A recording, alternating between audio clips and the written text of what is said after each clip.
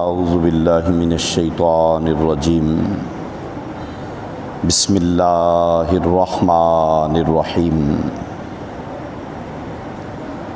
قال الملأ الذین استکبروا من قومہ۔ الحمدللہ آج ہم نے 9ویں پارے کی تلاوت سنی۔ اس پارے کی آغاز میں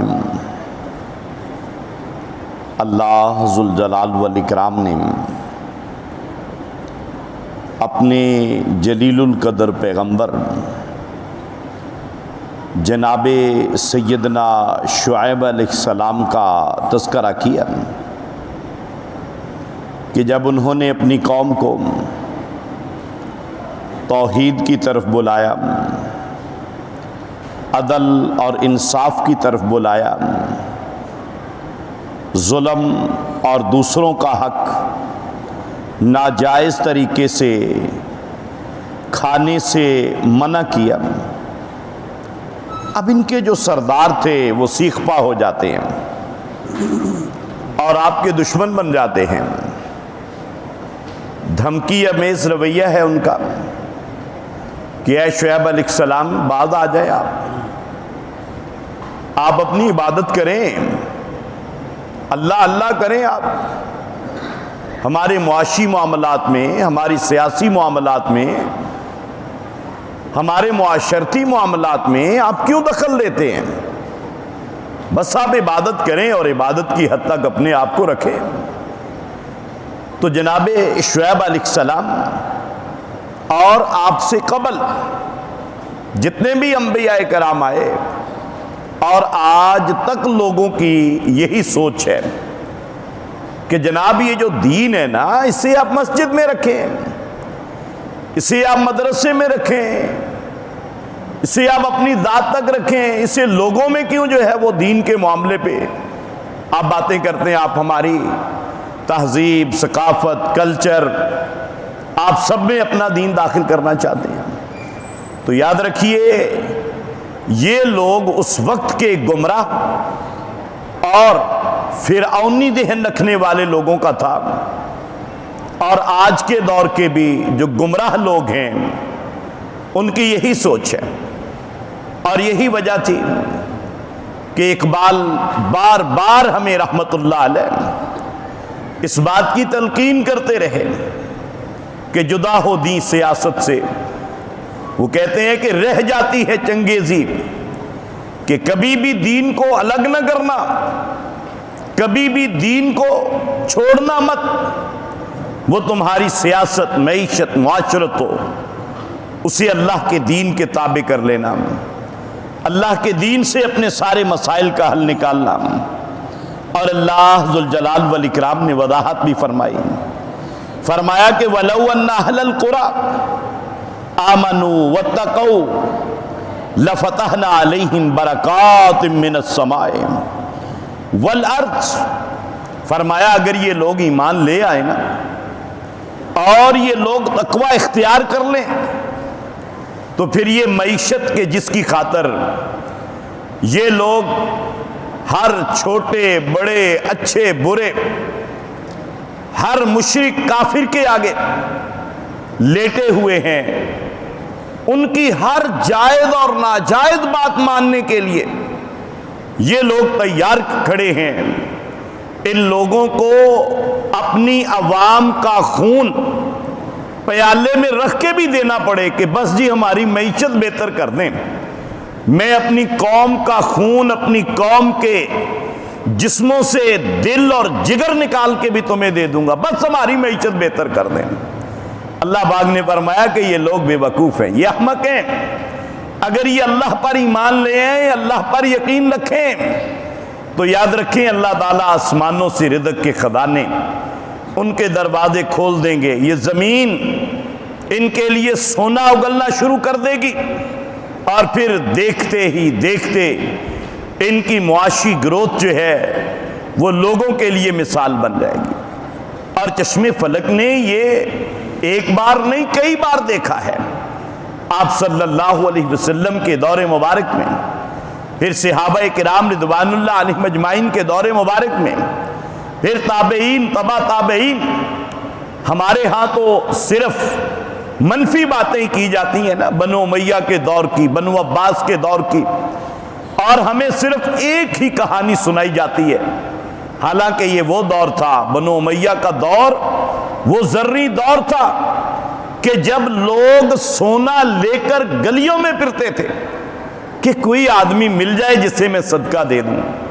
پورے شہر میں، پورے دیہات میں، پوری مملکت میں سونا لینے والا بندہ نہیں ملتا تھا، اور بچہ پیدا ہوتا تھا، اس بچے کا وظیفہ سرکاری طور پر مقرر ہو جاتا تھا۔ بچے کے دودھ کے اخراجات، بچے کے میڈیکل کے اخراجات، بچے کی تعلیم کے اخراجات، بچے کے کھانے پینے کے معاملات، یہ سارے کون برداشت کرتا تھا؟ ریاست برداشت کرتی تھی۔ اور یاد رکھیے اس دور میں ابھی یہ نہیں تھا کہ وہاں پہ کوئی تیل کے کنویں نکل آئے تھے، وہاں پر کوئی سونے کے پہاڑ نکل آئے تھے، یا پھر وہ علاقہ کوئی بہت زرخیز زرعی علاقہ تھا، نہیں، بلکہ اللہ کی رحمت ہوئی تھی، اللہ تعالیٰ کی برکت آئی تھی، اللہ کا قانون نافذ کیا تھا، اور اللہ پر اعتماد، توکل اور بھروسہ تھا، اور مال کی جو ہے وہ ریل پیل تھی۔ یہ اللہ تعالیٰ کے وعدے ہیں۔ آج بھی اگر ہم یہ یہود و نصارہ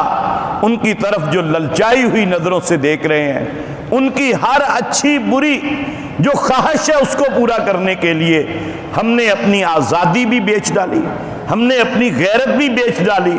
حتیٰ کہ ہم نے اپنے دین اور ایمان کا جنازہ بھی نکالنے کے لیے تیار ہیں کہ بس یہ یہودی ہمیں قرضہ دے دیں، یہ ہماری معیشت کو بہتر کر دے گا۔ کبھی ہم اس طرف دیکھتے ہیں، کبھی اس طرف دیکھتے ہیں، لیکن ہم نے اپنے رب کے جو ہے وہ تعلق، اپنے رب سے اپنے تعلق کو توڑ لیا ہے، جس کی سزا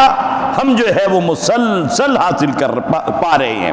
اور اس کے بعد اللہ ذوالجلال والاکرام نے جناب موسیٰ علیہ السلام کا تذکرہ بڑی تفصیل کے ساتھ جو ہے وہ اس پارے کے اندر ذکر کیا کہ کس طرح جناب موسیٰ علیہ السلام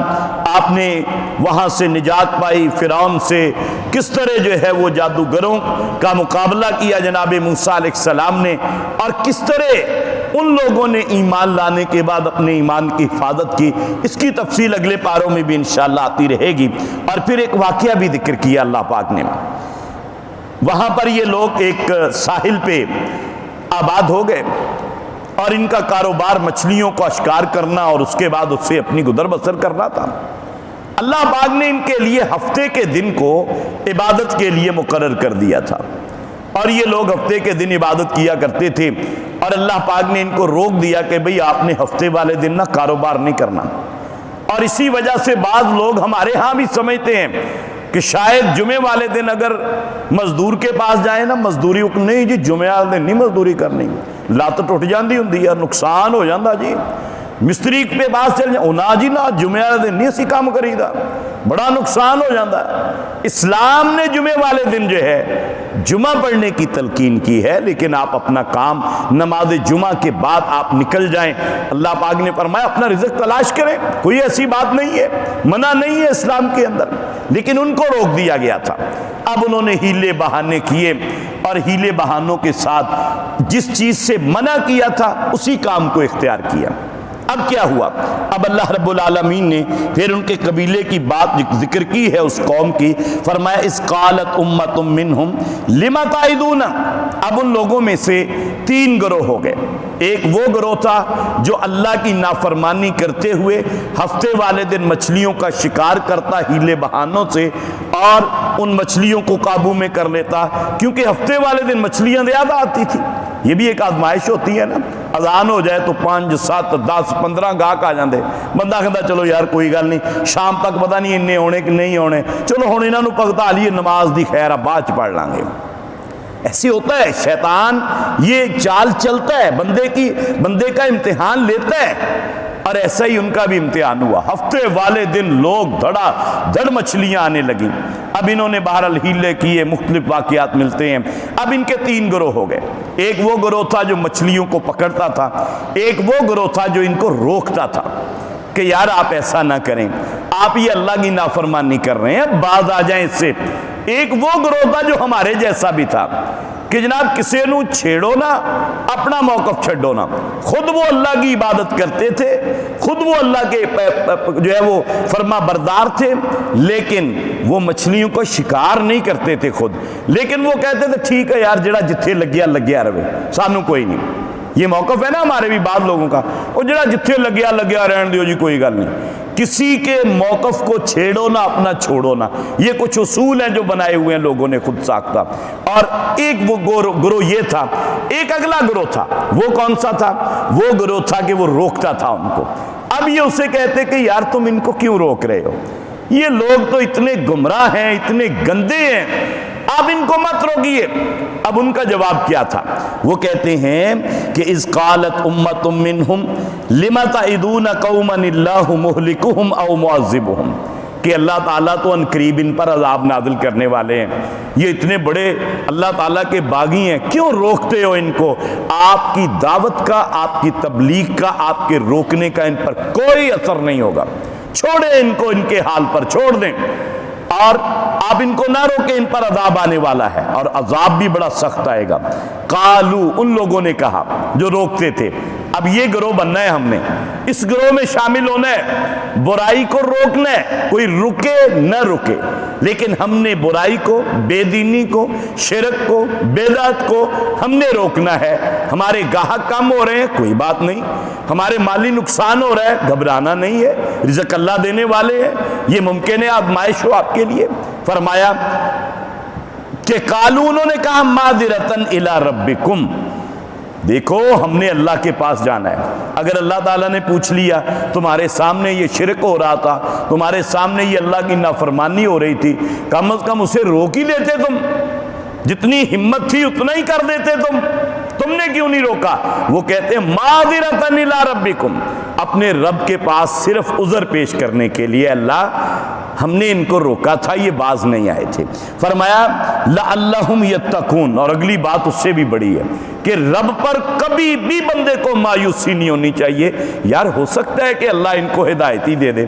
ہو سکتا ہے ہمارے کہنے سے یہ روکی جائیں، یہ دو چیزیں ہونی چاہیے بندے کے ذہن میں، لیکن برائی سے روکنا چاہیے اور گناہ سے دوسرے بندے کو روکنا چاہیے۔ اگر ہم روکیں گے تو پھر ہوا گیا، اللہ پاک نے ان پر عذاب نازل کیا، اور بچے کون؟ صرف وہ گروہ بچا جو گروہ برائی سے روکتا تھا، خود بھی رکتا تھا، اور جو بڑا ہی نیک تھا لیکن گناہ سے روکتا نہیں تھا، شرک سے روکتا نہیں تھا، بدعت سے روکتا نہیں تھا، بس میٹھی میٹھی دعوت ہی دے جاؤ، کوئی کسی کو جو ہے نا وہ کہنا ہی نہیں کچھ شرک کر رہا ہے، کوئی گل نہیں جی ٹھیک ہے آپ ہی اللہ ہدایت دਊگا، آپ ضرور انہوں روکنا ہے۔ اب وہ گروہ بھی عذاب میں مبتلا ہو گیا، صرف بچا وہ ہے جو خود بھی بچتا تھا گناہ سے، اور دوسرے نمبر پر دوسروں کو بھی بچاتا تھا۔ اللہ پاک نے فرمایا فلما نسوا ما ذکروا به انجینا الذین ینہون عن السوء، ہم نے نجات دی ان لوگوں کو جو برائی سے رکنے والے تھے۔ اور اس کے بعد اللہ رب العالمین نے اس پارے کے اندر جو ہے ایک بہت بڑے عہد کا بھی ذکر کیا ہے جو اللہ پاک نے ہم سے عالم ارواح کے اندر لیا تھا کہ تمہارا رب صرف ایک ہے اور وہ اللہ رب العالمین ہے، یعنی توحید کا اقرار اللہ احکم الحاکمین نے ہمیں جو ہے وہ وہاں بھی ہم سے لیا تھا، اور اسی طرح پیارے رسول صلی اللہ علیہ وسلم کی اطاعت اور اتباع کی تلقین اللہ پاک نے اس پارے کے اندر بھی جو ہے وہ کی ہے۔ اور اسی طرح اللہ پاک نے پھر ان لوگوں کا بھی ذکر کیا جن کو اللہ تعالیٰ نے جہنم کے لیے تیار کر رکھا ہے، فرمایا کہ انسانوں میں سے، جنوں میں سے وہ جہنمی لوگ لہم قلوب لا یفقہون بہا، ان کے پاس دل دماغ تو ہے لیکن ان کے ساتھ وہ کام نہیں لیتے، دل دماغ سے انجینئر بن گئے، ڈاکٹر بن گئے، سارا کچھ کر لیا لیکن شرک کو نہیں پہچان سکے، بدعت کو نہیں پہچان سکے، صراط مستقیم کو نہیں پہچان سکے، پی ایچ ڈی کر لی ہے اور دنیا کا ٹاپ کے اوپر آ گئے ہیں وہ جو ہے اپنے شعبے کے اندر، لیکن نماز کا طریقہ سنت والا ان کو نہیں سیکھ سکے، نماز مسنون کیا ہے وہ نہیں سیکھی انہوں نے۔ فرمایا اللہ پاک نے ان کے پاس عقل تو ہے لیکن اس کے ساتھ سوچتے نہیں ہیں، کیا نہیں سوچتے کیا نہیں سمجھتے؟ دین نہیں سمجھتے، دین کے بارے میں نہیں سوچتے۔ فرمایا وَلَهُمْ أَعْيُنٌ لَا يُبْصِرُونَ بِهَا، آنکھیں تو اللہ نے دی ہیں لیکن آنکھوں سے حق بات کو پہچان نہیں کرتے وہ کہ صحیح کیا ہے غلط کیا ہے۔ فرمایا وَلَهُمْ آذَانٌ لَا يَسْمَعُونَ بِهَا، فرمایا ان کے پاس کان تو ہیں، کانوں سے کام تو پورا لیتے ہیں لیکن حق کو سننے کے لیے تیار نہیں ہے، دین سننے کے لیے تیار نہیں ہے، قرآن سننے کے لیے تیار نہیں ہے، دین کی مجلس میں بیٹھنے کے لیے وقت نہیں ہے ان کے پاس۔ فرمایا کہ ایسے لوگ جو ہیں اولئک کالانعام،